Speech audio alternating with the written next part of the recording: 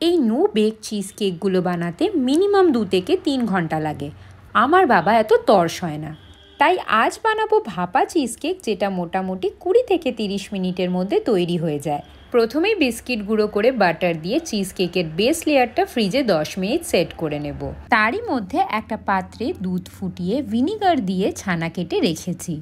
এবার একটা ব্লেন্ডার জারে জল ঝরানো ছানা আর 2 চামচ চিনি দিয়ে ভালো করে ব্লেন্ড করে নিতে হবে।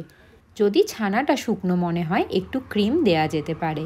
এটা দিয়েই তৈরি হবে ভাপা চিজ কেকের সেকেন্ড লেয়ার। একটা পাত্রে জল দিয়ে চিজ কেকটা ভাপিয়ে নেওয়া যেতে পারে 10 থেকে 15 মিনিট, কিংবা তোমরা আমার মতো ওয়াটার বাথে চিজ কেকটা বেক করে নিতে পারো 180 ডিগ্রি সেলসিয়াসে 10 মিনিট মতো।